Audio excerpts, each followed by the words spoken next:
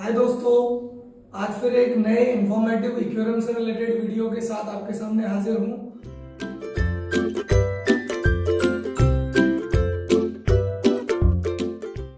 आज भी हम हमारी जो इक्वेरियम फिश डिसीज की हमारी पूरी सीरीज चल रही है उसका आज तीसरा वीडियो लेके आपके सामने हाजिर हूं।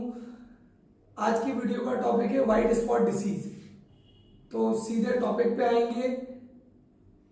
सबसे कॉमन, जैसे मैंने आपको इससे पहले की दो वीडियो में बताया, स्विम ब्लैडर पॉपाई डिसीज, ऐसे ही एक और बहुत कॉमन डिसीज होता है व्हाइट स्पॉट डिसीज। तो आज हम उसी डिसीज के बारे में बात करेंगे जैसा कि हमने प्रीवियस दो वीडियोस में, पिछली दो वीडियोस में बात करी। सबसे पहले बात करेंगे कि ये डिसीज जो कि एक बहुत कॉमन डिसीज है, जिसके पास भी जो हमारे एक्वेरियम हॉबिस्ट हैं, जो हॉबी से जुड़े हुए लोग हैं, जिन लोगों ने एक्वेरियम पाल रखा है, उन्हें ये बात अच्छे से मालूम है कि एक्वेरियम अगर उन्होंने लंबे समय से रखा है तो कभी ना कभी ये डिसीज उनके टैंक में आई होगी। बहुत ही कॉमन डिसीज है। ऑलमोस्ट जितने भी हॉबिस्ट हैं सबका इस डिसीज से कभी ना कभी पाला पड़ा है। तो आज हम इसी डिसीज पे बात करेंगे जो कि एक बहुत ही कॉमन डिसीज है, व्हाइट स्पॉट डिसीज। सबसे पहले बात करेंगे कारण, ये किस कारण से होती है। उसके बाद सिम्टम्स, ये होती है तो क्या सिम्टम्स दिखते हैं फिशेस में जिससे आपको पता चलेगा कि आपके फिशेस को व्हाइट स्पॉट डिसीज हुई है। उसके बाद बात करेंगे हम ट्रीटमेंट की। तो शुरू करते हैं। सबसे पहले तो ये जो व्हाइट स्पॉट डिसीज होती है, इसके मेन दो ही कारण होते हैं, जैसे कि बाकी डिसीज में भी कारण होता है। ये भी एक पैरासाइट डिसीज है, पैरासाइटिकल डिसीज है, एक से दूसरे में फैलने वाली बीमारी है। अगर आपकी एक मछली को हुई है तो संभावना है, अगर आपने उसे सही समय पर ट्रीट नहीं किया तो आपकी बाकी मछलियों को भी हो सकती है। इसका सबसे पहला कारण होता है कि आप जो भी नई फिश लाएं, आप कहीं से भी लाए हो नई फिश, अगर आपने वो नई फिश विदाउट क्वारंटाइन डाल दिए, आपने बिना चेक किए वो नई फिश डाल दिए, और वो फिश में अगर पैरासाइट है, एक है व्हाइट स्पॉट है, तो बहुत ज्यादा पॉसिबिलिटी है कि वो व्हाइट स्पॉट आपकी दूसरी फिशेस को भी हो जाए। पहला कारण तो ये। दूसरा कारण होता है फ्लक्चुएटिंग टेम्परेचर और फ्लक्चुएटिंग पीएच। टेम्परेचर तो कई सारे लोगों को समझ में आता है, वाटर टेम्परेचर। जब मौसम ठंडा होता है, एनवायरमेंटल टेम्परेचर डाउन होता है, तो एक्वेरियम का भी स्वाभाविक टेम्परेचर गिरता है। तो उस समय दिक्कत आती है अगर आपके एक्वेरियम का टेम्परेचर कॉन्स्टेंटली फ्लक्चुएट कर रहा है, कभी बढ़ रहा है, कभी घट रहा है, कभी बहुत ज्यादा घट रहा है, पानी ठंडा हो रहा है, तो एक मेजर कारण वो भी होता है इसका, ये डिसीज होने का। एक कारण होता है पीएच का अप डाउन होने के कारण भी, पीएच बहुत ज्यादा फ्लक्चुएट होने के कारण भी ये डिसीज होता है। पीएच कई सारे लोगों को समझ में नहीं आ रहा होगा कि ये पीएच क्या होता है, तो इस पे भी मैं एक डिटेल्ड वीडियो आने वाले समय में बनाऊंगा, आप जरूर देखिएगा। अभी के लिए यहीं तक कि इसके तीन मेजर कारण होते हैं। या तो आपका सोर्स वाटर या सोर्स फिश, आपने जो नया पानी डाला है उससे पैरासाइट इन्फेक्शन आ सकता है, या आपने जो नई मछली डाली है, अगर वो आप कहीं से लाए हैं, किसी दूसरे टैंक से लेके आए हैं, और अगर आपने विदाउट क्वारंटाइन डाली है और उसमें ये डिसीज है, तो वो ट्रांसमिट होकर दूसरे फिश में जा सकता है, एक से दूसरे में पहुंच सकता है। टेम्परेचर फ्लक्चुएशन, पीएच फ्लक्चुएशन, ये तीन मेजर कारण होते हैं जिस वजह से ये डिसीज होता है।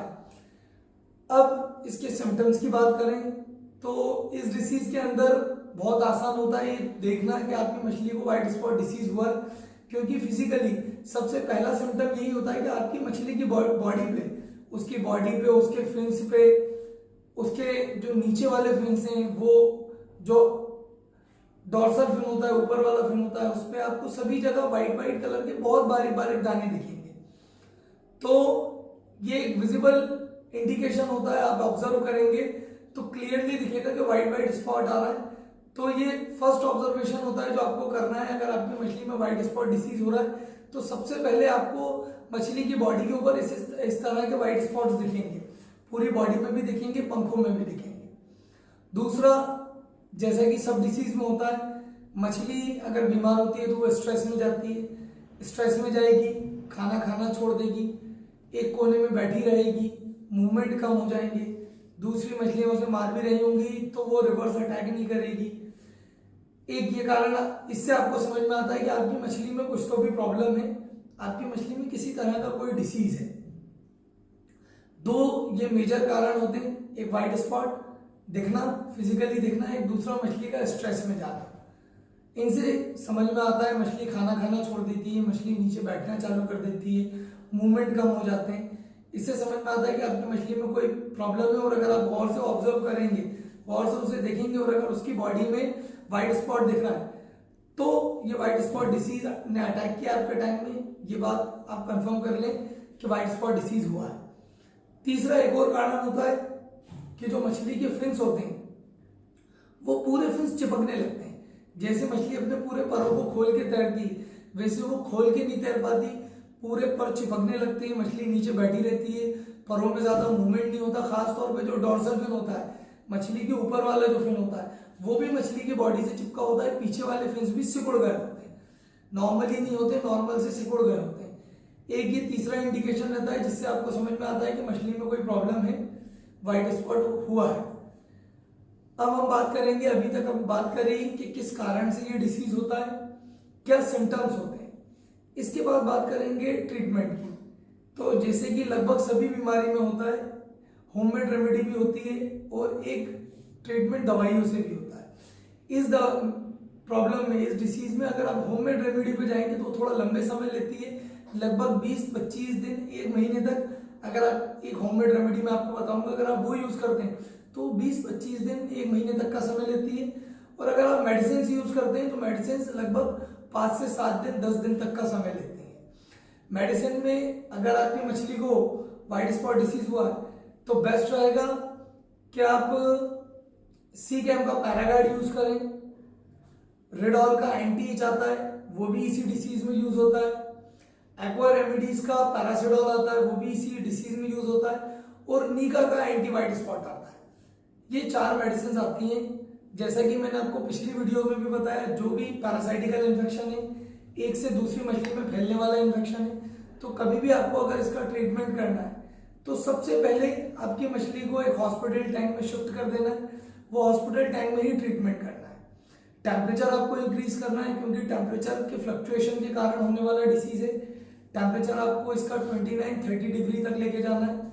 ये मेडिसिन यूज करना है, थोड़ा सा रॉक सॉल्ट भी यूज करना है।